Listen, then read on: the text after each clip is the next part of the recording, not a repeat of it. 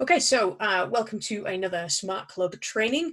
In this video, we're going to talk about how to make massive gains in your movement without pain or it taking ages.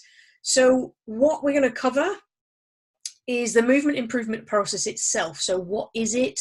Why is it being misused or misrepresented or not being fully applied in the industry at the moment? And how the SMART methods are taking it beyond what's out there already and making these changes more permanent. So I tried to find a definition of what movement improvement was, couldn't find one, so I've made my own. And that is, for me, it's removing the movement restrictions and encouraging the brain to choose a faster, more efficient movement pattern. Okay, and that's all it is. We're trying to give the brain the opportunity to embed a different pattern that is more effective, more efficient, less stress on the body. And there's ways to do that that I'm going to show you in a minute. So there's loads and loads of different ways of doing movement improvement. I'm calling it movement improvement because lots of people call it flexibility. They might call it mobility. I've done that in the past. But what I've found is that it's just confusing. People don't know the difference. They don't like the terminology. So essentially, if we call it something technical, like flexibility or mobility, it sounds like it has to be like a separate issue, okay? But if we focus on the concept of movement improvement, then we can start to think about it as something we need to be doing all the time. So it doesn't need, excuse me, time dedicating to it necessarily. It just needs to be done all of the time, okay? Now, there's, like I said, there's lots and lots of different ways of doing it out there in the industry at the moment. They tend to fall into 4 categories. So these 4 categories. So we've got fascial release, sometimes called self-myofascial release. We've got different types of stretching. There's isolated strengthening, which is like the TheraBands, you know, when you get from the physio and you're holding onto a TheraBand and you're kind of externally rotating your arm or something like that. That's what we call isolated strengthening because it's trying to pick 1 or 2 muscles to strengthen them to try and stabilize a joint. And then we have integrated movement, which is like whole body movements like deadlifts and things like that. Okay, so all of the methods that are out there at the moment, including mine, have elements or go through the process of these 4 stages. Okay, some of them just focus on myofascial release, for example, like foam rolling. That in itself is a method that people use to improve movement or to try to improve movement, but it's only one stage of the entire process. So the point with this, going through these 4 stages, this is what the National Academy of Sports Medicine in America recommends as their corrective exercise process. So they feel that by releasing the fascia, which is like a webbing that goes through your muscles and your bones and all that kind of stuff, it connects everything together. They feel that by releasing that and stretching, then we can loosen off everything that's too tight. So just those 2 elements combined is what people tend to focus on when they're trying to loosen something off.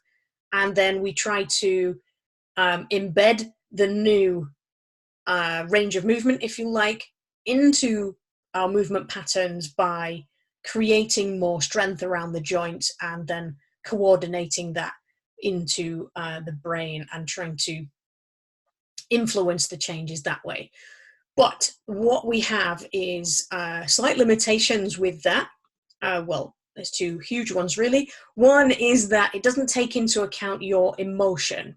Okay, now emotion is a huge component when we're looking at physiology. Okay, so when you feel something, it can actually change how your body is behaving.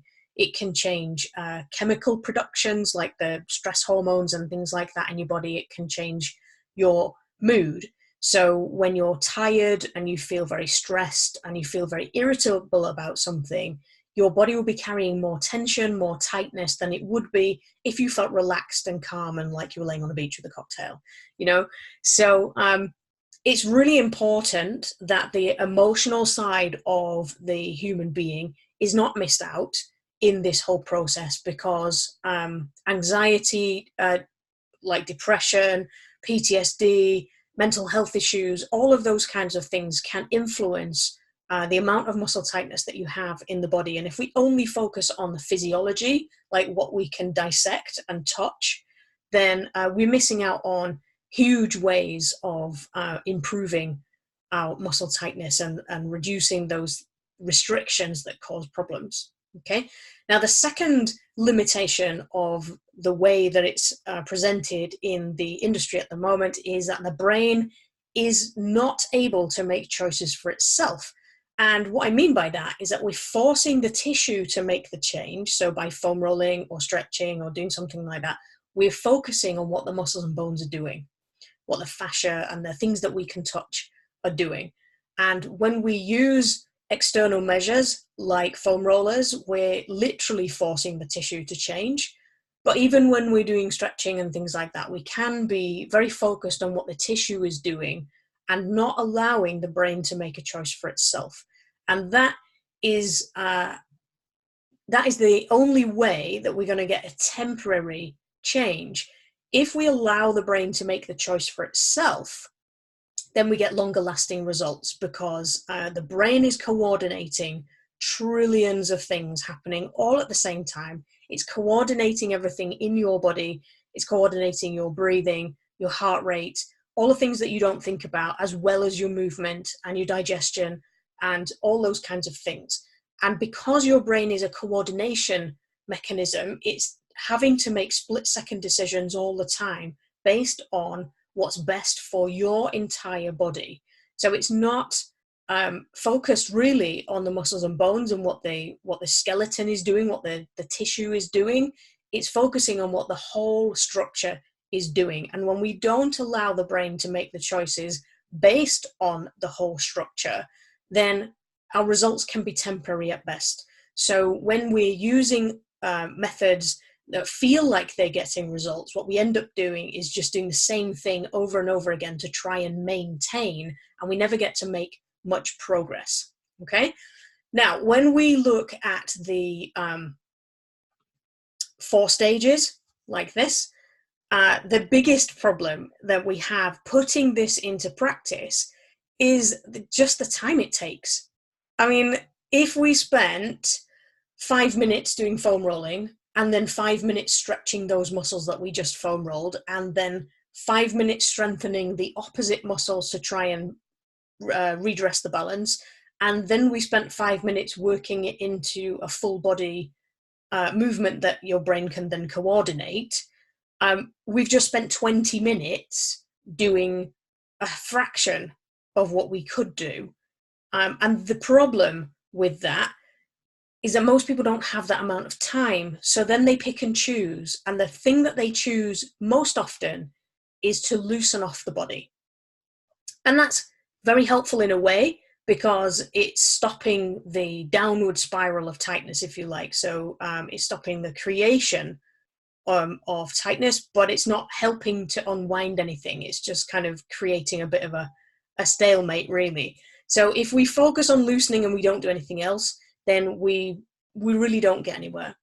Now, one of the solutions, one of the potential solutions to this is dynamic stretching.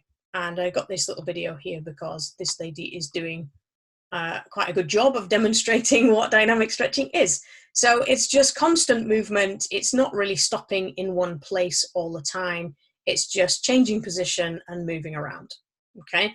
Now, this is really helpful because it takes this whole process and does all of these elements in one movement. Okay, so we have fascial release, we have stretching when we've got, let's say we've got one foot in front of the other and we are moving the hip around. Then we've got stretching in the front of the hip, we've got fascial release in the front of the hip, we've got strengthening of the glutes and the hamstrings in the back of the body, and it's a whole body movement as well. So all of this is happening all at the same time, and that helps to speed things up.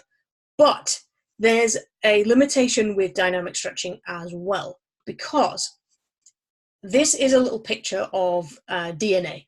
Okay, now DNA is in every single cell in your body, and it's got a natural twist to it. Okay, now muscle fibers also have this twist to it.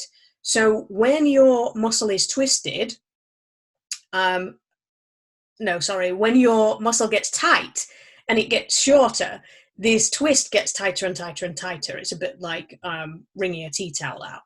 And when that twist gets very tight, and we do this dynamic stretching in one direction, okay, so with this lady here, it was just forwards and backwards. So you can see here this movement backwards. And then we go forwards a bit. But there's no change in direction there. So what this generally is how people do dynamic stretching, and this is just replicating the amount of repetition that we're doing when we're doing our running, for example. So this, if we were taking running as an example, then people might do this as a little bit of a warm-up, dynamic stretching, get the blood flowing, this kind of thing. But it's not really doing anything to unwind the tissue and unwind that spiral in the tissue. And that is really where it's limited, because it's the spiral in the tissue that's holding all of the tension. It's holding your joint into a position where it's not functioning as efficiently as it could do. Okay, so it's pulling bones out of position, which is making it's increasing the amount of stress in certain places, and that can cause pain. Okay, so then we have, while we feel like we're doing something useful, then we have this yo-yoing going on. So we're tightening it up by doing the exercise, then we're doing the dynamic stretching to release it a little bit, but that's not helping. So the Gray Institute, also in America, was the founder of a principle he called 3D dynamic stretching, which essentially takes this one-directional dynamic stretching and puts it into different planes of motion, is what we call it. Okay, so they're just basically different directions. So you'll hear me say in the videos in your SMARTT Club membership, you go front to back, side to side, and rotate. And they are the three different directions that this 3D stretching, dynamic stretching recommends. And that's great. And it's one of the foundations of the SMARTT Club membership. It's one of the foundations of the SMART methods. It's a very, very effective way of loosening off your body and unwinding the tightness, because as you move in different directions, your body is allowed, your brain is allowed to understand the positions that it needs to be in to unwind the tissue. Okay, so then we start to be more proactive in unwinding this spiral of tightness that we have in our muscle tissue. Okay, but there's a limitation to that as well, and that is that we're still in this position of unwinding the tightness and tightening it back up again when we're exercising. Okay, so this can be small amounts of progress that are made, but if we only ever stick with the simple unwinding notion or loosening notion, that's when we start to develop problems later on. So we can be fine for many years, and then all of a sudden we'll pick up these nagging little problems and we don't really know how to get rid of them. And it's because we haven't really gone through the final stages of the process that are involved in the SMART methods. And I'm going to explain those to you now. So the SMART methods are different because although the dynamic stretching, the multi-directional dynamic stretching, and to me it doesn't really matter whether you're going forwards and backwards, side to side, circles, figures of 8, any direction you can think of, the body is capable of moving in lots of different directions. The brain needs to recognize certain things, okay? And it will do that with the multi-directional dynamic stretching. It will recognize the safety of your movement. So if you're doing it slowly and you're doing it as what I like to call comfortably uncomfortable as a maximum, then your body, your brain will recognize that this movement is a safe thing to be doing, and it will allow the improvement in the range of motion. And that's great, because that's what we're trying to do. We're trying to improve how your joints function and where they can move to without restriction. But the next stage to that is that now your brain recognizes that it's safe to move there.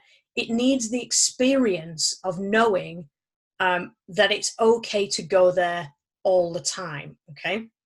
And that's what we like to do by what I call putting the range of movement into context. Okay, so we've unwound this small area of your hip, for example. We've made the hip move a little bit smoother by these tiny weeny little movements, and it's really helping. But unless we demonstrate to the brain that actually the hip is now capable of moving further than it did before within the context of the entire range of movement of the hip, the brain has got only the experience of the previous restriction to go on. So next time you move near the end of that range, your brain's got this early warning system and it goes, hang on a minute, that didn't move very well last time we went there. Let's just slow down a bit. Let's maybe not go there this time either. And what we need to do is just calm that early warning system down and prove to your brain by experience that actually it can move through a bigger range of motion all the way through the joint, okay? So I will put my camera on in a second when I explain this last little bit, and I'll show you what I mean, okay? So if we're moving through a range of movement and your brain is now accepting of this because of the experience of it happening and nothing bad happening, then next time you want to move there, it's not going to have a problem with you moving there. You'll keep that new range of motion. You'll keep that extra movement improvement. You'll keep that extra range of motion for longer because your brain had the experience to go on. And what we're trying to do is embed these new movement patterns, these easier way of moving into your brain in a way that it allows your brain to recognize it as normal. Okay, we want to establish a new normal in terms of your range of movement, okay? And the best way to do that, once your brain has recognized that the new range of movement is comfortable and it's okay and there's no problems, then we need to do what your brain does best, and that is coordinate that new range of movement with something else happening in your body, okay? And that's when we start to add different joints into the equation as well, okay? Now, these are stages that I call micro, midi, and maxi. You will see these as video library titles inside of your membership. So we have the micro video library, which is huge because most people need to unwind things first. Okay, they spend a lot longer in the unwinding stage. All right, then we have the midi, which is taking your brain, taking your body through a full range of motion. So we can teach the brain, we can show the brain that it's okay now for your body to move in those new areas in the context of the full range of movement of the joint.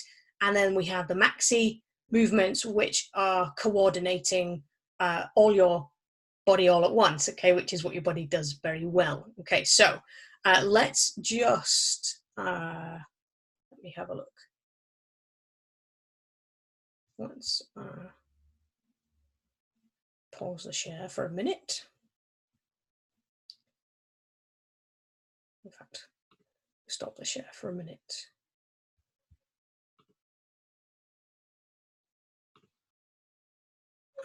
Okay, so let's just see.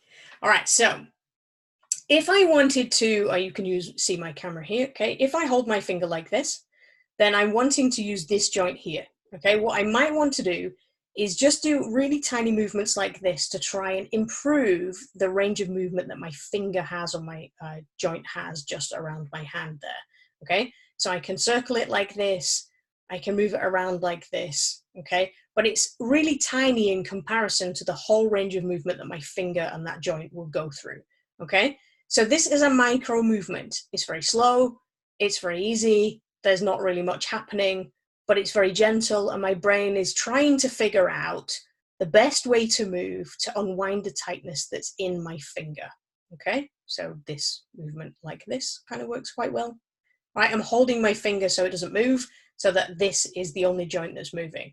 Now, if I want to take this joint through a full range of motion, I can do it like this by moving my wrist, or even easier than that, I can do this. Okay, this is moving it through its fullest range of motion, and now my brain is going, oh, that feels easier. Yeah, that's okay. I like that. Okay, but when I want to coordinate it with the rest of my body, the easiest way to do that is to add more fingers. Okay, so now I can do it like this, and my brain is going, oh yeah, I can move that all the way through there, and nothing else is bothered. Okay, this is just the simplest way to explain it to you that I know how, without getting too technical about it. Okay, so this micro, midi, and maxi is what I call the 3M flow. And you will also find in your Smart Club membership the 3M flow video library, okay? Because it doesn't matter whether you go through micro movements for a while, maybe a couple of weeks, try and unwind stuff, then you try and do the midi movements, and then you do the maxi ones. You might spend a month going through that. You might spend a week. It doesn't matter. You can also do it in a minute. Okay, you can go through all 3 stages in a minute. And that's what the 3M flow videos do. They take you through the whole process of movement improvement and the embedding it into your brain in one video. Okay, so it can be very, very fast. And the results that we've been getting from using this 3M flow, they're just amazing. It's ridiculous. So please don't feel like you have to be stuck unwinding something, because eventually what will happen after you've made a little bit of progress is that you won't move forwards any further, okay? And usually that's because we need to do something different. We need to embed this movement pattern. We need to strengthen your body around this new movement pattern so that your old movement pattern doesn't come back. So I hope that makes sense. And if you've got any questions, you can always get them to me, sarah@mostmotion.com, or you can join us in the Facebook group. That's smartfolks.com. That's SMARTTFOLKS.com. Thanks for watching. I'll see you again next time.